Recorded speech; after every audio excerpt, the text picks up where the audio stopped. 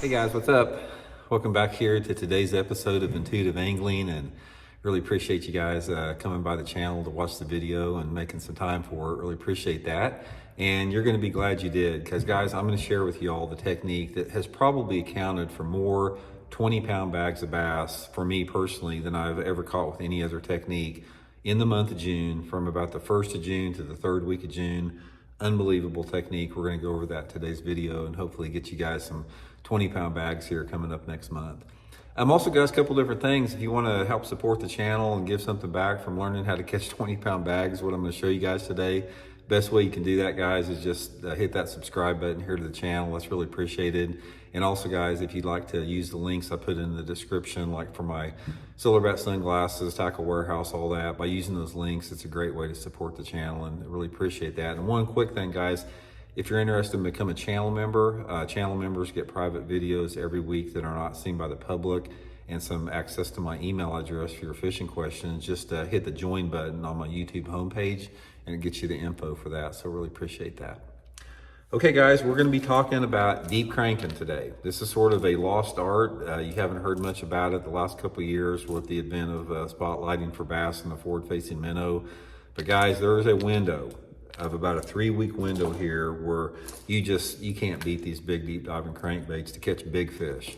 So I'm going to explain to you a little bit about how I sort of developed this technique on my own years ago, and isolate exactly the situations that works best. So again, I like to always tell a little backstory about how this has been invented, because I think that I think I was one of the first people in Missouri and Oklahoma and all this to stumble onto this technique of deep cranking, because back in the 80s, nobody did it on lakes like Grand Lake in Oklahoma. There were some guys out back east, like in North Carolina, David Fritz, David Wright, Jeff Coble, some of the old school deep crankers were doing it on like Kerr Lake and some of those places, High Rock. But it was unheard of in this part of the country. You got to realize back in the 80s, like the late 80s, nobody did it because nobody had access to deep water structure, electronics or mapping or anything like that. All we had was a paper map and a flasher. That's all you had. So anyway, guys, I'll tell you how I got on this. I was down at Grand Lake with a friend of mine fishing for white bass. This was like, we were in there in June down at Grand Lake. And first of all, you got to understand, nobody knew what deep cranking was. The only cranking we did at Grand Lake was fishing rocky banks with crawdad pattern deep or rebel wears and square bill crankbaits like Bagley's. Nobody deep cranked. Nobody knew anything about it. We were out there we're fishing for white bass. The white bass came up schooling on this flat. We were running down the lake, saw the white bass schooling over there, and we had 7A bomber crankbaits on because we were, bass fishing, just up fishing rocky banks with the bomber 7As. So we saw these white bass schooling, and we pulled up there and started throwing to them. And I didn't even look at the depth finder, the flasher, and we caught like 3-4 pound bass, just casting out 100 yards off the bank on this flat. So I got looking at it, and it's like, what the heck's down there, to catch these fish? So I got looking, and I was idling around with my flasher, and I noticed the water dropped from about 5 feet down to 12 feet, just like a little break, like a little drop off there. And it's like, God, I bet those fish were holding on that drop off. That just sort of came to my mind. And the 7A bomber wasn't really the ideal bait to throw that. So I came back there a couple weeks later with a DB3 crankbait, which was, run about 12 feet deep. And guys, I freaking whacked them. I started cranking that drop off with that DB3, and it was just lights out on them. This was one spot. So I got thinking, it's like, I can do this all over the lake. So guys, I spent the next 3 years keeping this to myself, winning like every local tournament down there. I was winning I got in every buddy tournament that I could find that was every weekend, won every one of them, blew every one of them away, deep cranking. And I started looking for these places. So the next 2 or 3 years, I found every spot on Grand Lake just like this. I didn't tell anybody about it, with a flasher, and not even with a paper map. A lot of times the paper maps didn't even show it. I'd spent days idling around out there just trying to find these drop-offs, and it worked really good. So anyway, to make a long story short, that's how I figured this out. And I want to talk to you guys about specifically the crankbaits I like for June deep cranking, what to look for. Okay, first of all, let's talk about the crankbaits, guys. And I'll link all these in my Tackle Warehouse link in the description if you guys want to pick these up to try them. The 3 crankbaits I use for different situations is the old school Dd22, the Fat Bomber fat-free shad, and the Megabass Deep 6, which came on along longer. Now, the situations that I use this, I usually start out right off the bat with the fat-free shad. It's a loud, aggressive crankbait. It's got a pretty wide wobble. If there's any aggressive big ones in that school, when you're deep cranking, they're gonna hit the fat-free shad. They get off it pretty quick. And then I'll go to the Dd22, which has a little bit tighter wobble, a little bit different vibration, you know, catch them with that. And then finally, I mop them up with the Deep 6, which is more of a finessey deep crankbait. It's got a tighter wobble, doesn't quite push as much water, but those are the 3 that I use. I usually have different colors on. I got these 3 crankbaits most all the time, and I'm using usually all of them on a 12 to 15 pound test Seagar and Vizix line. That seems to be the setup that I use with that. Okay, what you need to look for when you're deep cranking, it's all about any type of hard structure drops. Now, this is something that you don't see much anymore. Most people now, they're live scoping out in the middle of nowhere. Very few people fish hard structure drops. And what we're talking about with this are river ledges, like on the TVA lakes, or points that come way out into the lake and drop off. Or my favorite is the inobvious drop, which is you get out there on the flats.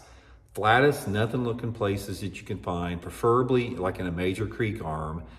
And get out on those flats and idle around until you find any type of a drop off from about 5, 6, 7 feet down into 12 or 15 or 20 feet.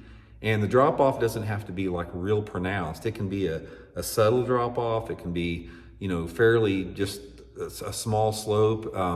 I won a big tournament at Table Rock about 15 years ago, the Central Pro-Am Titleist tournament, deep cranking in June down at Table Rock. And the places that I was looking for is I was getting out on pea gravel banks in the creek arms.